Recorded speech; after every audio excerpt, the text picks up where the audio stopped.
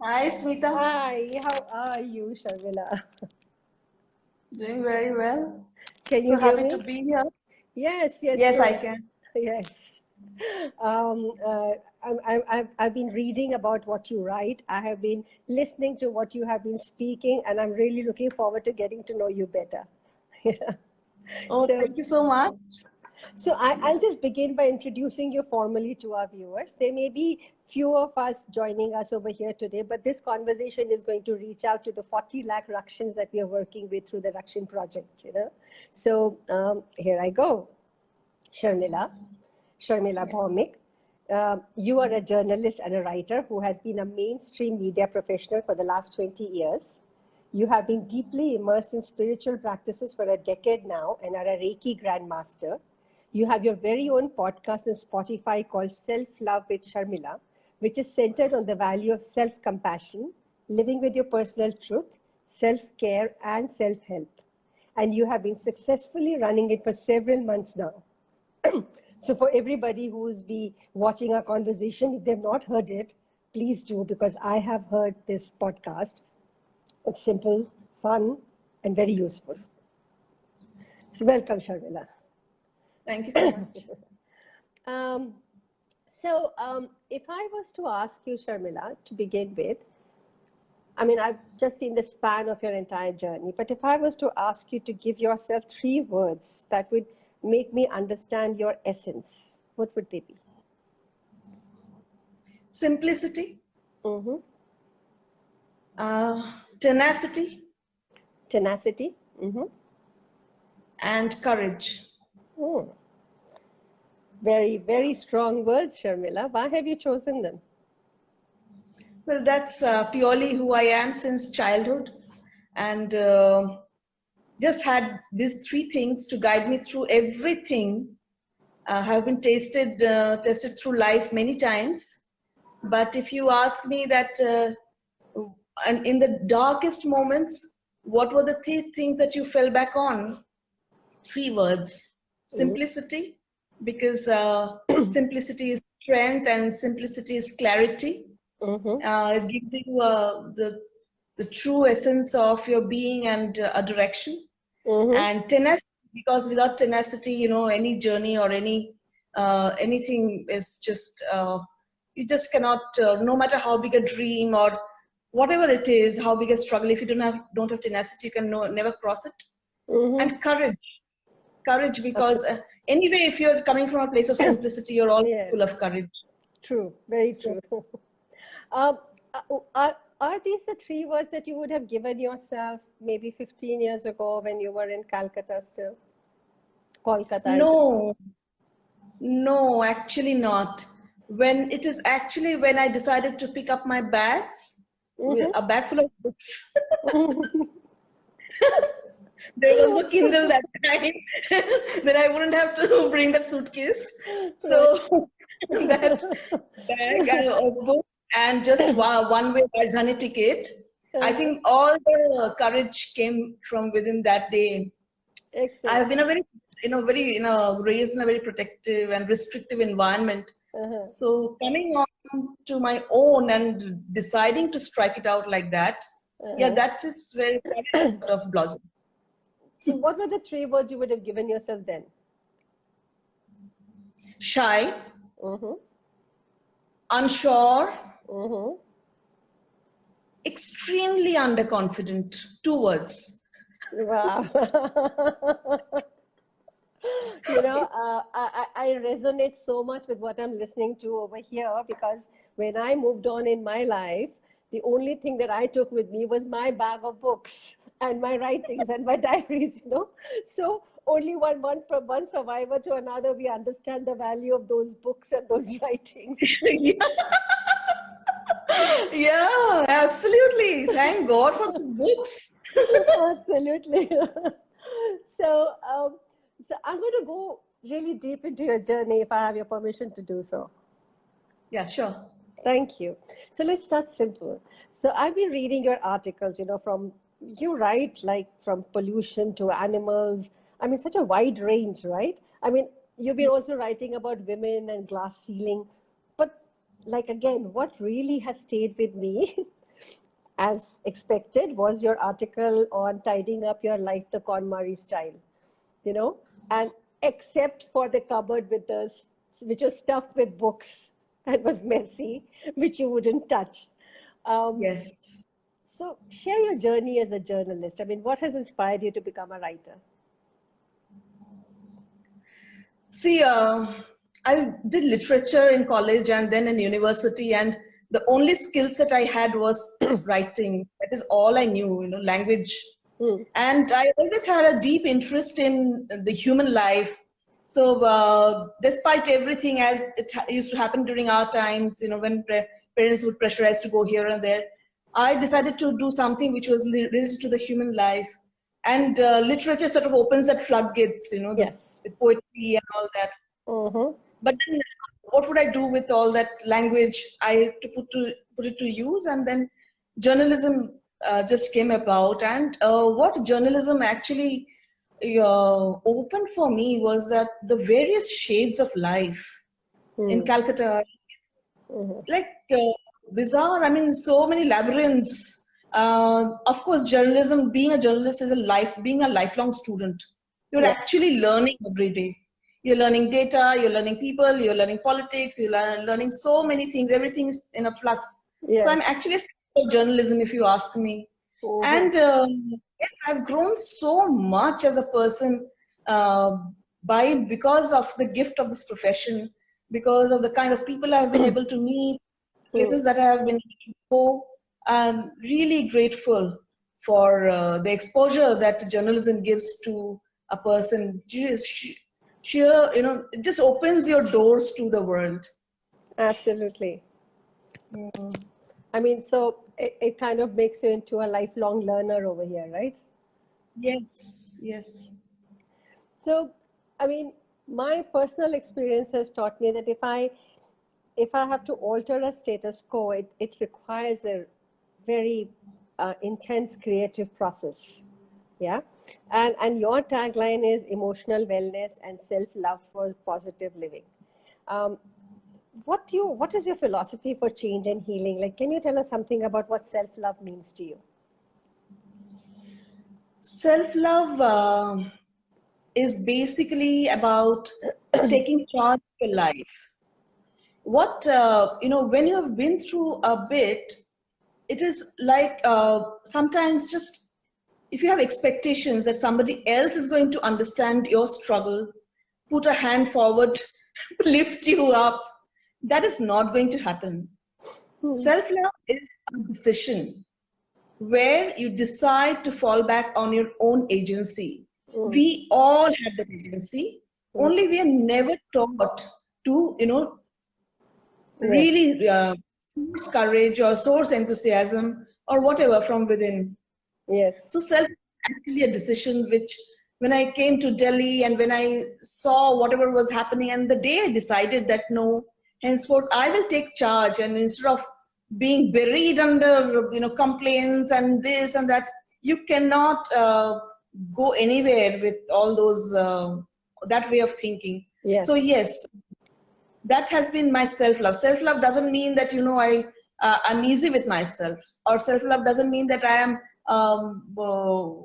in a state of self-pity. Self-love is about being able to recognize what your strengths are, what are your weaknesses, being able to reparent yourself where you think you need reparenting. It's actually taking off the rose-tinted glasses, having a hard, close look at your life, filling the gaps and moving on, and being on a path of self-improvement.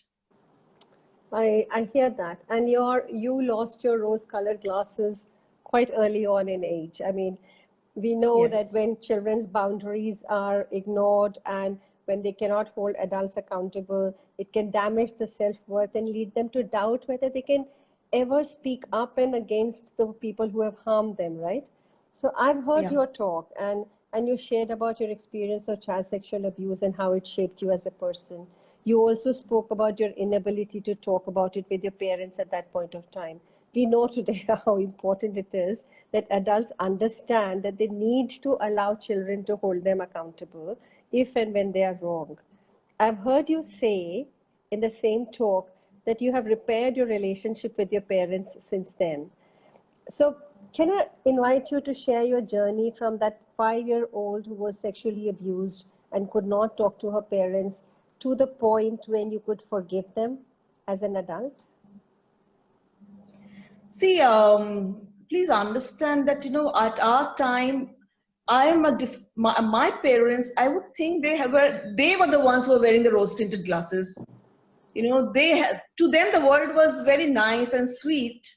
So they wouldn't imagine a family, a friend to be doing whatever they did.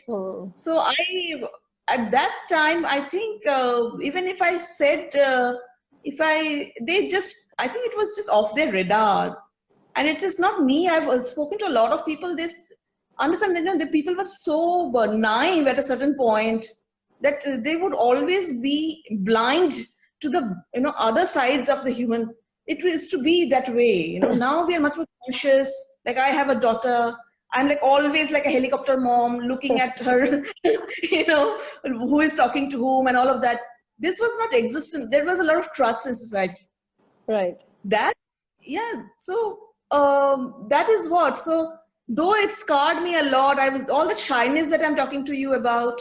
There was a lot of anger when I was a teenager. I used to be a very angry girl, a very bold girl, but a very angry girl. I had never understood where that anger was coming from. Yes. It always stems when when you cannot express something at a certain age. Yes. That stays back, and you grow up to react very sharply to things and all of that. It has affected my relationships a lot till a certain age. And then when I became a parent, I realized that no parent actually, every parent wants the best for their child. Right. And things happen. Right. You cannot be ever too careful. Things do happen. And then I think my relationship with my parents began to repair, and I started forgiving them, and also healing came my way. My understanding of things in retrospect improved. Then I went on a huge learning, relearning, all that happened.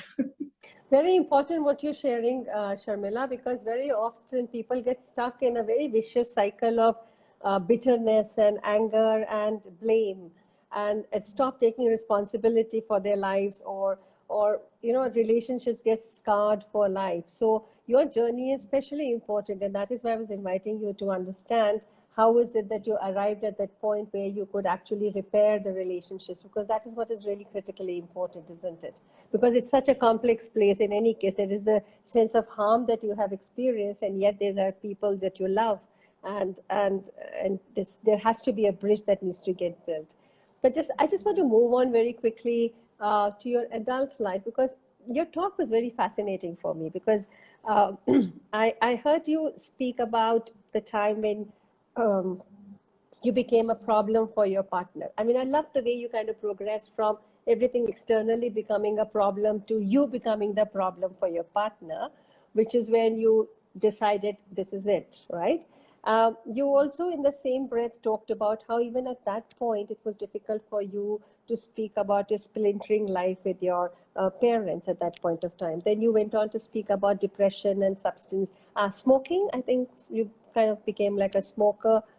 And then the determination that your life is not going to be a soap opera. Instead, you chose to become, like in your own words, a sparkling example to your little girl, confident and joyous.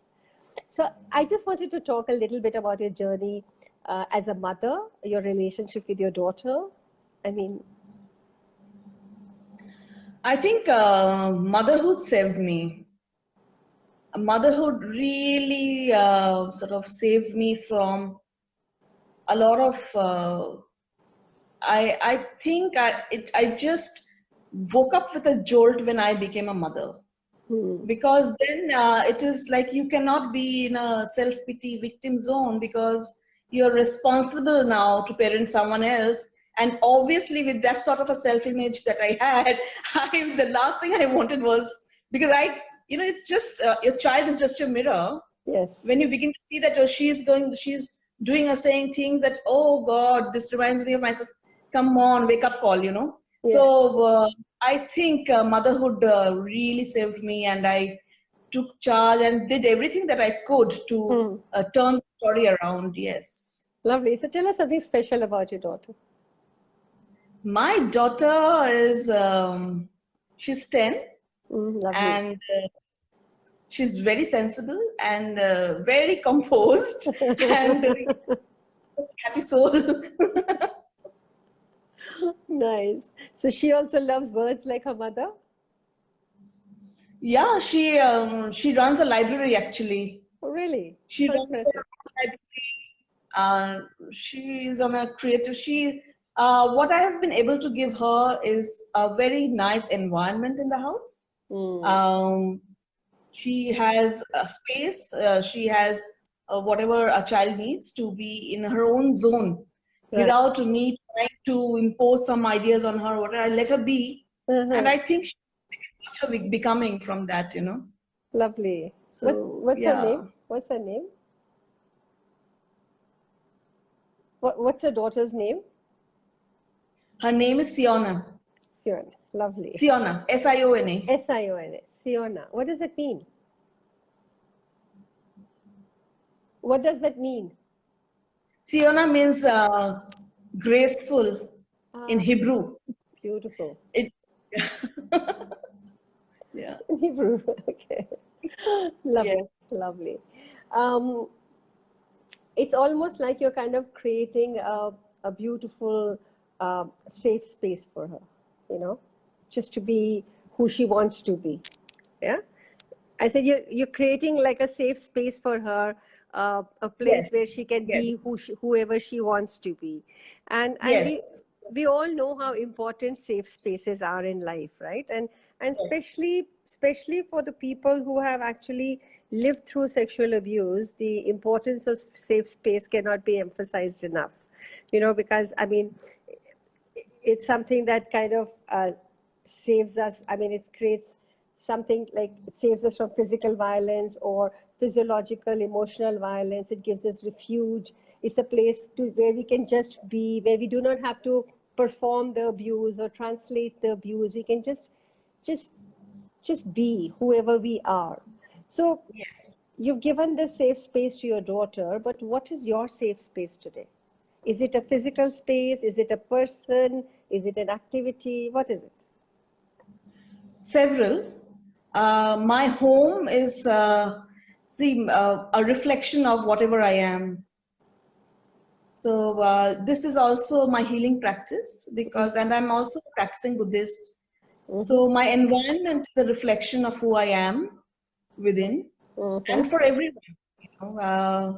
Whatever we reflect in our environment is actually a reflection of our inner environment. Beautiful. So when you are at peace, your living space or whatever has to be just a reflection of what is going on inside. So yes, not that I'm I have absolutely achieved the clutter-free existence that I want to achieve, like KonMari, but yes, I'm reaching there. Mm-hmm. And I have realized one thing, that the more I become settled and more I become resolved in, I find answers to a lot of questions. My external environment also becomes much more, cohesive in that sense. Mm-hmm. We talk about space in the sense how I use my time, because that is also a significant how much space I give to things in my life. I give a lot of space to spirituality. Mm-hmm. I give a lot of space to creativity, Mm-hmm. meditation, chanting, music. Mm-hmm. Very few friends, but very good friends, Mm-hmm. and my child, and what a lot to my work Mm-hmm. as a journalist. Studying, I study a lot. Increasingly my reading is becoming varied and really on a very good space. And what do I call it? It's a very nice stretch at the moment. Lovely. So I also heard you talk about pottery and traveling and art. So all of these creative processes are part of your everyday repertoire, isn't it? Yes, pretty much, You know, pretty much. it becomes really important for us to emphasize this because in the Rakshan project, we keep emphasizing the role that creative processes play in processing our wounded psyches and nurturing us back to health. So, hearing you talk about these, and I'm going to talk a little more and ask you some more questions on this. I think it's really important for our viewers. So, I come to that you are a Reiki Grandmaster, right? Yeah. You know, my father was one. I mean, bless him, I miss him so much. He used to say, I remember he used to say, Reiki translates to universal life force energy, which is the life giving energy which is present in everyone. And then after that, he would just gently place his hands on various parts, and it made me so relaxed and calm, almost meditative. And he was an engineer, and from there, he became a Reiki grandmaster. And you are a journalist and you've become a Reiki grandmaster. So tell me about this journey. It's a fascinating journey. See, as I'm so happy, see, Reiki connects. I always believe that Reiki connects, and now I understand how you are and I are connecting here. Yeah. So, was going through that whole anxiety phase in life when I accidentally met this healer, and I was then with a television channel and never knew what healing etc. was. So she said that, why don't you come to my studio? So I went. Said I practice Reiki. I said, okay. So what is that? So how people react to these things. I was the same 10 years ago. So why don't you take a session? I said, okay. What do I have to do? You just lie down. I'll give you a session. So, but I loved it so much, and I just went off to sleep. So I used to go there often. Then she said, you actually have a lot of light, and you have a spiritual potential. So why don't you start learning? I said, and then she was really after me. You have some, you can do it, and all of that. What will I do? I'm a TV journalist. What will I do by learning all this? Yeah. No, you take one, you see your life will open up. So I took one degree, and then I understood what was happening. Then I understood the science behind it, Right. how it opens your life up, how everything changes once you get that energy in your life. Yeah. And then one after the other, it takes a long time to really absorb all of that energy into your life. And I didn't stop there. I mean, Reiki Grandmaster, of course, I became over a long stretch of time. But I also became a Lama Fera Master, which is a Tibetan Buddhism way of healing. So yes, just attracted a lot of positivity through these practices. I'm really, really grateful. Do you also practice this with children who've undergone trauma? Yes, I cannot distinguish. I heal everything. I heal animals which are unwell. I heal situations. I heal people. To me, life is life. Wherever the energy is required, it will go. Wow, how lovely. And there are many people who come to you for healing. I mean, what do you call them? Your patients or the people? Yes, people come, and now I heal people all over the world through distance over Yes. phone. Technology has really been very kind to healers, So Right. I have clients all over the world, How brilliant is that? US or UK. I mean, everything over phone. So yeah, it's wonderful how it works. Reiki also helps in reducing stress and anxiety. And in today's time, Yes. COVID-19, it's Yes. like so much anxiety everywhere. Yes. So more people reaching out to you now, is it? More people reaching out. Seema, it is like this. People are not reaching out for disease. People are now, over the last 3 months of lockdown, are reaching out to do inner work. Really? What does that mean? Which means that, the lockdown, because of the nature that it made people shut down, close behind doors. So they're getting a lot of time to introspect. Right. There is no rush. You don't have anywhere to go. You don't have distractions. So people are facing themselves. And when you are absolutely in front of yourself, questions will come. People will raise questions like, did I do this right? Self-doubt. Yeah. or what, all that things coming, and people are coming with actually missions of spiritual elevation, Lovely. uh, inner child healing, Oh. a lot of inner child healing. Mhm. Over the last couple of months, I don't remember how many people I've healed for inner child Mhm. trauma. And all this is because of the nature of disruption that the lockdown has created. And being, all of us, I mean, with fragmented childhoods for whatever reasons, Mhm. it's a very good time actually to take charge of the inner child, to look at deep-seated trauma, transform them, because I am getting to see that a lot of people, adult children who do not have, who have never had the scope or the knowledge to Yeah. address the inner child issues, Yeah. there's somehow the emptiness of their adult life is so shocking. Absolutely. So yeah, so given a chance, I mean, reach out to any form of healing and transform that very deep-seated hurt from 7 months to 7 years, 7 years, 17 years, that crucial childhood period, any trauma, anything that could be there, have the courage to pick them up, repair them, and get back to your adult life. It can transform and make such a lot of difference. So, so I hear this. It's really, really powerful what you're doing, and I completely understand that. I'm in sync with what you're saying over here. But I mean, many of us as adults are living with bottled trauma, right? We are kind of absolutely not addressing so many things, especially, I mean, I'm there may be many reasons why we have the trauma, but I'm going to bring it back to sexual abuse as well, because as you know, what we say, the child sexual abuse is rampant in our country and across the world also, and very often people come and ask us, when do you think is the right age to talk to children about child sexual abuse? And I say, wait, are you are you trying to ask me when is the right age to talk to children about what needs to be prevented, or what is the right age as adults to talk about that you've been through a child sexual abuse experience? So what you're saying is like really important, that everybody should be like, and how powerful it is to heal that inner child which is trapped.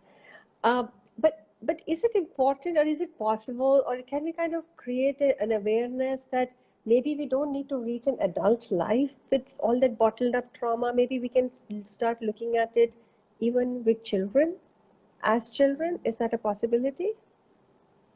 Smita, please understand that a child is not equipped to look at their problems. Mm-hmm. A child becomes a victim of parental neglect. Mm-hmm. Parents themselves need help because they don't have inner agency to look after their own needs. So, because they're unfulfilled or they are incapable of addressing their stresses or whatever, that neglect happens. Mm-hmm.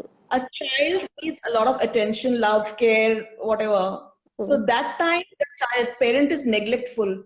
So when they are incapable of giving that attention, do you think they are in a mental state to even understand that the child is being exposed to something they're not being exposed to? So it Right. is very important. And I give a lot of, I feel very proud of people who not choose to become parents these days, because they're so invested in their careers or whatever. Because having a child and not being able to give them whatever they need is the Oh, worst crime. Because then absolutely you're just right. neglect and trauma, and again and again and again, it never stops. A Absolutely. child doesn't have the ability to understand कि मेरे साथ ये हुआ, मुझे अब ये करना चाहिए. वो तो नहीं कर पाएगा ना, वो तो. No, no, but the responsibility and the accountability is with the adult, the parents. Yes. So I think when people become parents, उनकी grooming होने चाहिए कि now that you have begotten a child, offspring, first of all, sort out your trauma so that you don't transfer the trauma to your child. Yeah, ये तो right. हो जाना चाहिए कि आप 5 साल, मतलब first 5 years they should be taught how to become parents. So true. So true. मतलब एक Nobody teaches us that. Nobody teaches us how to be parents. Nobody teaches us how to be responsible for another human being who's completely dependent on you and who you are accountable for completely. Usually in our country, especially, people become parents at a very young age and they're still struggling with their own growing up that there's left for them to do, whether they're in a nucleus family or whether they're in a joint family, that to actually think, oh, बच्चे तो पल जाएंगे, ऐसे ही पल जाएंगे, ऐसे ही बड़े हो जाएंगे. And these parents who are actually overgrown children, Yes. you will find a mother who behaves like a child. So in our families, we think, mother is very childish. Yes. Father who is irresponsible, he's another baby I have. These are the things that we say and normalize in our families. But what happens is that the children then grow up to have a disproportionate sense of responsibility, and you're actually taking away their childhood from them. Children should be children, adults should be adults. Absolutely. Absolutely. You just some time back, you spoke about that this was the time that you were actually sifting through a lot of events in your life or questions in your life. What would be the most burning question that you're grappling with today for yourself? Today the question is, clearly the question is that what are at least a few answers that I'm going to leave my child with. What are the few things that, not too many, a few messages, a few guidances that I can leave for my child in a very crystallized form, so that, because their time is going to be very, very lonely. We are already lonely. So they should have something to hold on to in times of their crisis. So this is my burning concern at the moment. And have you arrived at any message that you'd like to share? Yes, I have arrived at one thing till now, and I'm sure I'll find more answers in future. The answer that I've found, again, and you will understand, this is self-reliance. Self-reliance, falling back on yourself, taking charge of your life, irrespective of other conditions. Yes. At every time, subah uth ke pehle apni baat. Your own self-love, your own health. Do not expect anybody else to do that for you. Absolutely. I think, yeah. Very important. Lovely. My nani used to say, we are Punjabis, so she used to say, aap na mariye swarg na jaiye. If you have to die yourself to experience heaven, you have to get up and do it yourself. Nobody else is going to do it for you. And if you just want it the way it needs to be, then just get up and do it. So yeah, I completely. The Indian society sacrifice बहुत सुन चुके हैं, but मुझे ये लगता है कि हर कोई अगर अपना जिम्मेदारी खुद ले लें तो दुनिया बदल जाएगी. Each one take responsibility for yourself and for yourself only. That is enough. Tell me something about your podcast. I mean, I've been listening to it. You talk. The last one that I heard was on guilt. Yeah.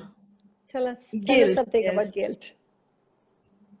Guilt is useless. I say that, but I want to hear it from you. I want this to get reinforced by you. Guilt is so useless because, nobody cares about your guilt. It's only you. तो मैं खुद को क्यों punish करूं because of some construct around my head. My great-grandfather created a system of morality or belief system or responsibility, which is even now making me feel guilty क्योंकि ऐसी परंपरा है होता. Let us start questioning these things a little bit. Yes. Let us talk about, a new way of living, a more fulfilled way of living, healthy way of living, aware, conscious way of living. Guilt is useless. See that you should be feeling guilty if you harm someone else. Right. But never, guilt shouldn't come in the way of your own self-actualization. मुझे कुछ पढ़ना है, लेकिन मुझे वो भी तो करना है, मैं करूं कि नहीं करूं? मैं अपना mother's time, I did not work because I was raising 2 children. So, guilt, काम नहीं करने देते हैं.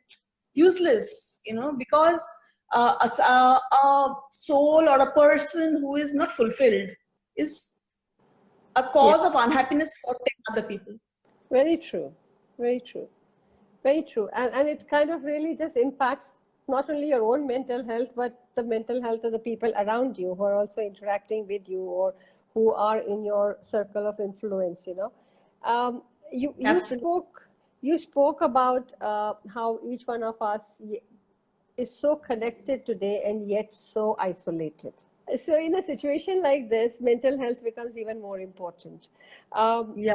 and then you've also discussed integration of mindfulness and body work. I mean, what is this body mind centering and how do you use it in your therapeutic work? Body mind centering. So, see, we operate from two sets of being. One is our higher self, and one is our inner self, which is the heart center. Mm-hmm. So, only when these two things are connected, that we actually create something which is of relevance. Mm-hmm. When the body and when the inner desires and the higher self are disconnected, we are not aligned. Mm-hmm. जब तक ये align नहीं होती है, then we do not create things which are sustainable, which are really good for you or for others. Mm-hmm. So that is connect. That you are able to connect with your higher self, your higher guidance, Mm-hmm. and your your true desires. So basically, your desires should be guided by your higher self.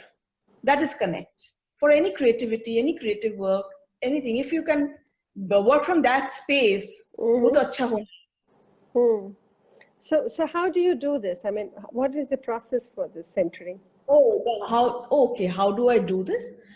Technically, there is any creative work, any creative work. If you have seen a potter working on the wheel, I think my pottery teacher is here online. I don't know.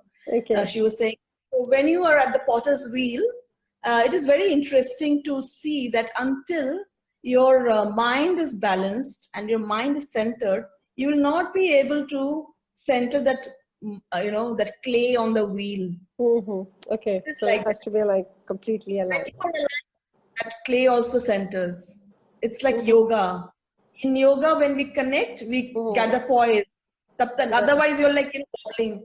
तो वो alignment हो जाती है. In Mm-hmm. healing, we connect all the chakras. Mm-hmm. When each of energy system in the body and beyond, when they're not aligned, Right. then nothing works. And the imbalance is then reflected in your life. It is the other way around. When you are in balance, your life is in balance. It is not like आप बहुत balance में हैं और आपका life wobble कर रहा है. ऐसा नहीं होता है. Mm-hmm. When you are in balance, life automatically falls into the balance. So this uh, is my practice, and I have got many tools because of whatever disciplines I know. Excellent. And is this all part of the Reiki practice, or is this another practice that you're talking about? See, I know Reiki and I know Lama Fera and I know all the other kind of therapies that come along with it. Mm-hmm. And I am a practitioner of Nichiren Buddhism. So Right. I have explored a lot, and whatever I do, it's all about this connect. It is about the heart, mind, higher soul connect. Reiki, of course, helps you connect to the source directly.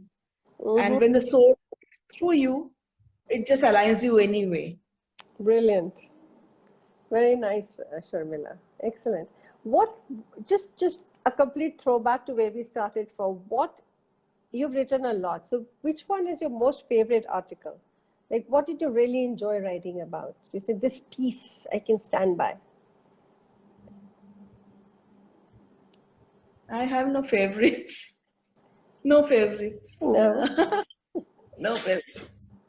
There's no article which stands up for You you will be and you very say, surprised that, despite writing so much about self-love and healing and all of that, I'm actually a very hardcore real estate journalist. yeah. Okay, so what? So I mean, write for okay. I understand. I understand that. I completely understand that. I mean, it's just like you'll go where the news takes you. Is that kind of a journalism that you do? Do you seek out um, pieces? No, my responsibility is real estate and environment. So I write a lot on those subjects Mm-hmm. during daytime. And otherwise, I just love to write on. Nowadays, I'm loving this whole podcast writing that I'm doing, and it's giving me a chance to actually, because healing is a very intuitive subject. It is Yes. actually helping me translate that into uh, content, in the sense that speaking about it, it's very difficult to speak about these things. So Beautiful. now just putting it together, putting in voice. Yeah. So yes, this is what I'm enjoying a lot now. Excellent. Excellent. Lovely, lovely, Sharmila. It's just been like so lovely talking to you about all your entire journey. It's a powerful journey that you've had. It's not an easy journey. I mean, we traverse through it in just about 45 minutes, but it's a lifetime that you have lived to arrive at who you are today. Somebody who would say, what were the three words that you had given me? Strength, no, so simplicity, tenacity, and courage. From somebody who was shy, unsure, and underconfident. That's a lifetime. It's a lifetime's journey that you've had, and I applaud you. But like in your words, like you said, I love that. I love that. I picked it up. Okay, just like in the Japanese art of kintsugi, where the artist takes broken pieces and mends them with gold dust, you have filled your cracks with self-love and become kind and patient to yourself. You have repaired your relationships with yourself and your parents and transitioned from being a victim to victory. And most importantly, you promised never to abandon yourself, which I thought was something very powerful and something very beautiful. You have inspired me, and I'm sure you'll inspire many of us who are going to be hearing this. And I do hope that we are able to continue this conversation. Thank you, Sharmila, for just being you. You know, thank you Thank you so much. so much. Thank you so much for having me on your show. Thank you. I would just very quickly like to share a little bit about the work that we are doing over here. I mean, within this whole pandemic of COVID-19, the pandemic of child sexual abuse is also spiking according to multiple reports. So Yeah. through the Rakshan project, which is directed by the Ministry of Youth Affairs and Sports, GOI, Sakshi is working around the clock with students to bring about awareness for the prevention of child sexual abuse. I mean, through the Rakshan project, we are geared to reach across to 40,000 NSS units with the support of Directorate of NSS.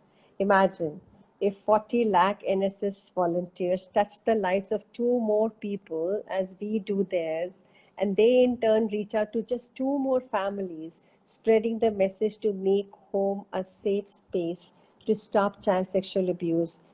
Surely we can change the story from rising child sexual abuse in these uncertain times to one of courage, proactive action, and positive peace, and bring about a systemic change.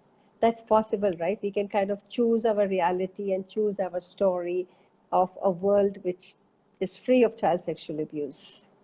Is that a possibility according to you, Sharmila? It's a very powerful, it's a mission, and I wish you all the best. More power to you. And if I can, with any of the things that I do now, that I have a hope. If I Yeah. can contribute, do let me know. Thank you And so much. I think this is priority number one. We do not deserve to create a legacy where of fragmented children. Children should be priority number one through the pandemic. I mean, because they're voiceless, vulnerable, and then children have to be protected. And the entire adult world should uh, create or do anything that it can to protect our children first, because Yes, today's children are tomorrow's leaders. I mean, absolutely. and so, and you have only 20 years, and then this lot is going to rule your world. So it's for your own protection that you do that. You Absolutely. have people are, a healthy set of people running the world. Don't we all want that? Absolutely. Thank you, Sharmila. Your strong words really encourage us. And I would just very quickly like to share that Sakshi has a campaign, Make Home a Safe Space on Keto. I will encourage all of us to please visit that and create a Rakshin in each home who's capable of de-escalating violence and preventing child sexual abuse. On also every Sunday, we have a free view webinar, which is for everyone. And so I invite you, Sharmila, and all our viewers also to join the movement against child sexual abuse and be a Rakshin. Rakshin for us is someone who's committed to prevent harm. And your words, the way you are committing and saying this is what we need to do, makes you a Rakshin for me. Well, So, thank you so much. so, thank you so much, Sharmila, for being here with us. It was absolutely lovely to talk to you.